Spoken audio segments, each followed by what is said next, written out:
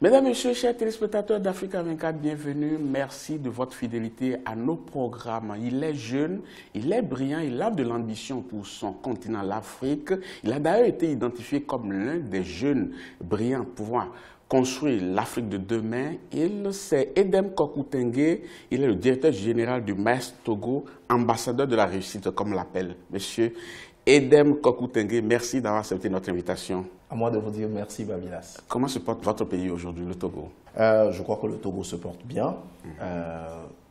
Il y a des divergences entre ces acteurs politiques, mais je crois que les frères togolais sont en train de trouver la voie de la raison, la voie du dialogue, la voie de la concertation, comme l'enseigne la sagesse africaine. Et je crois qu'à l'issue de ce dialogue-là, les frères togolais pourront se retrouver pour construire leur pays. Les frères togolais pourront se retrouver pour construire leur pays. On va suivre quand même cette actualité et rendre compte à nos téléspectateurs. On va quand même s'intéresser, nous, à ce qui nous concerne. C'est vous, votre parcours et vos ambitions. Et d'ailleurs, en décembre dernier, vous avez organisé ici à Lomé la première édition du Forum UEMOA Entrepreneuriat et Croissance. Quelle est la motivation de cette organisation? Alors, la motivation de cette organisation, je crois que elle se situe dans la droite ligne de ma sélection pour le programme Young Leader de la Fondation Africa France.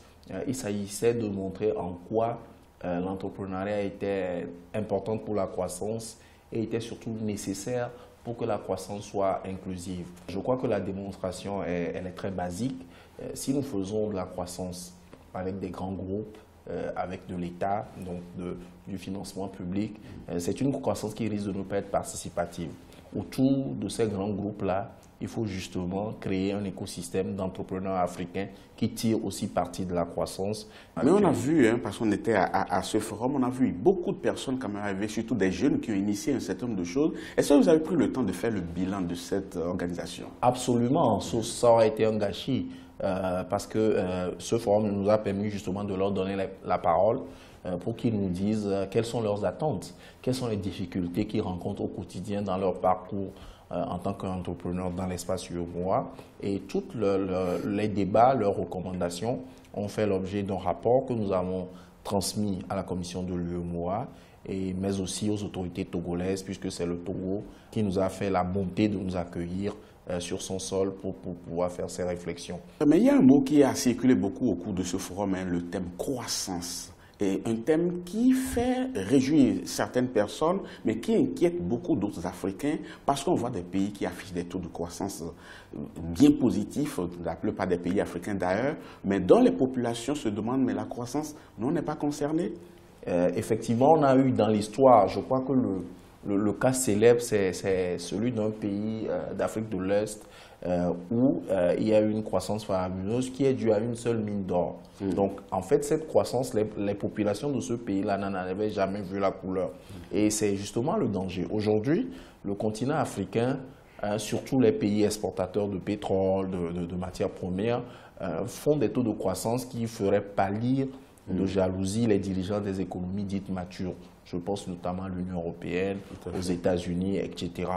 Mais justement, cette croissance-là, si elle n'est pas entourée d'un système d'acteurs locaux qui en tirent parti, elle risque d'être une croissance qui creuse les inégalités au lieu en fait de les combler et de permettre une cohésion sociale. Donc, la plupart des pays africains aujourd'hui affichent une croissance positive, évolutive même, pendant que les pays développés affichent des croissances quand même assez maigres. Les Africains crient leur ras-le-bol et se disent de plus en plus pauvres. Est-ce que l'instrument de mesure qu'est le taux de croissance n'est pas un peu dépassé ou bien ne reflète pas vraiment la santé économique de nos États? Je pense que ce n'est pas un instrument qui est dépassé, mais c'est un instrument qui a besoin d'être complété par d'autres indicateurs. Notamment, je crois que l'indice de développement humain est un indicateur important en ce sens que la croissance économique à elle seule ne suffit pas.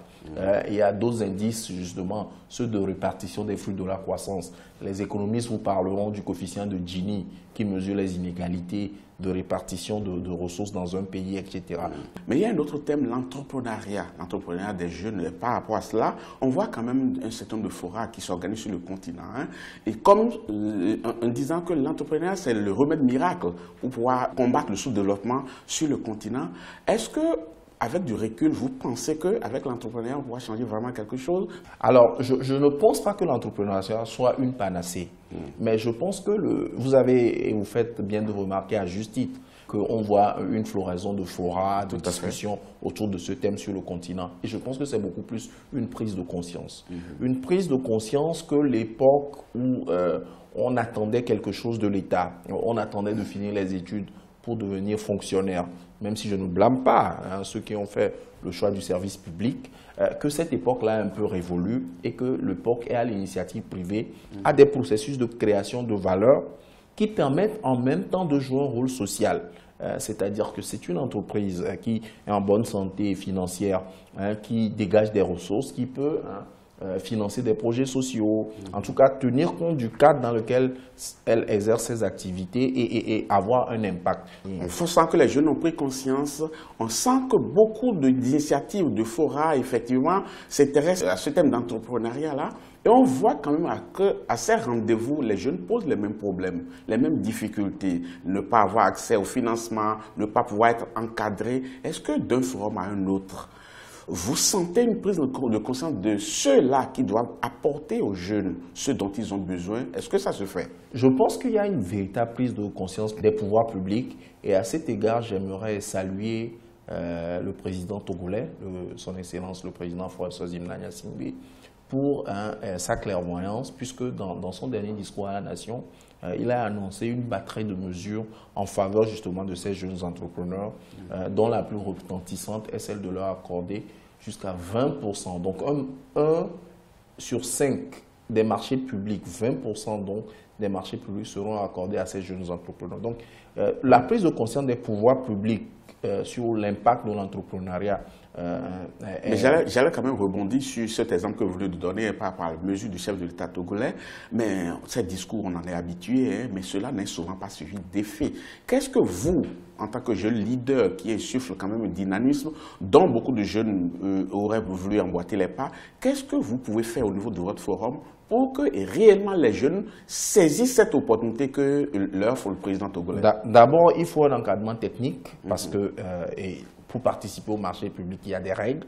Donc, il faut connaître ces règles-là pour pouvoir y avoir accès. Il faut peut-être, en faisant un peu de lobbying, travailler à la création d'un certain nombre d'indicateurs qui feront qu'après une année, on puisse en fait voir si vraiment 20% de ces marchés publics-là sont revenus aux jeunes entrepreneurs. Donc, trouver des indicateurs pour mesurer et améliorer aux besoins. Faire un encadrement technique, donner l'accès au financement. Et pour cela, plusieurs initiatives sont prises dans notre pays. Encore faudrait-il que les jeunes soient au courant de cette disposition qui existe. En termes de sensibilisation, qu'est-ce qu'il faut faire? C'est vous qui devez prendre les devants ou bien c'est l'État qui offre qui doit encore sensibiliser? Je pense que les responsabilités sont partagées. Et il faut qu'on sensibilise dans la mesure du possible, mais il faut aussi que l'État communique aussi beaucoup sur ces opportunités-là qui leur sont offertes. Mais je pense que c'est aussi une question essentielle de prise en main de son avenir, de son destin. Il faut que les jeunes, s'ils ont vraiment envie d'aller, de faire quelque chose, qu'ils aillent justement à la recherche de cette information-là. Nous l'avons dit, floraison de forats sur le continent. En quoi votre forum fait la différence? Alors, notre forum fait la différence dans la mesure où ce forum-là, donne vraiment la parole aux acteurs. Et dans la mesure où nous n'avons pas amené des experts d'autres horizons pour venir évangéliser les jeunes Africains sur la question de l'entrepreneuriat, mais nous avons plutôt recueilli leurs réflexions autour certainement de thèmes, mais quand même nous avons pu recueillir un certain nombre de suggestions que nous avons transmises à la commission. Vous avez certainement dû constater qu'il y a beaucoup de naïveté là-dedans, non? Oui. Mais je crois que c'est au fil de cette discussion-là que la maturité que nous voulons tous acquérir viendra et qu'il est important que les points de vue puissent converger, qu'il y ait des discussions, des échanges. Et c'est de ces échanges-là justement que sortira une pensée plus haute. Et je pense que là-dessus, nous n'étions qu'à la première édition et nous espérons pouvoir faire une deuxième édition. Et je crois qu'au fil des temps, les recommandations seront plus affinées. Et j'espère que ce ne seront pas les mêmes recommandations parce que celles que nous avons aujourd'hui auront trouvé en tout cas des débuts de solutions et que progressivement l'écosystème de l'entrepreneuriat ira s'améliorer. Donc la seconde édition du forum, vous avez pris date avec cela? Je ne peux pas en prendre l'engagement ferme, j'y travaille parce que vous devez savoir que ce forum a été financé beaucoup par ma propre structure qui est une structure naissante, Émergence Capital. Et que ce n'est pas une structure qui a suffisamment les moyens pour pérenniser ce forum-là sur plusieurs éditions. Mais nous travaillons à la recherche de financement pour que cette initiative-là puisse continuer. Si je peux apporter un petit regard personnel, ce serait bien dommage de ne pas pérenniser une organisation pareille. J'étais à ce forum, j'ai vu des jeunes effectivement prendre la parole, exprimer leurs difficultés et leurs besoins. Je vous souhaite quand même de la chance et du courage pour pouvoir pérenniser ce succès. Vous avez été identifié comme un des jeunes sur qui l'Afrique de demain compte. Qu'est-ce qui vous a valu cela? Comment est-ce que vous avez travaillé à cela? Quelles sont vos perspectives pour ce continent-là? C'est ce que nous allons voir dans la seconde partie de cette émission. Mais avant, nous allons marquer nos positions téléspectateurs. Ne partez surtout pas, on vous retrouve dans quelques instants.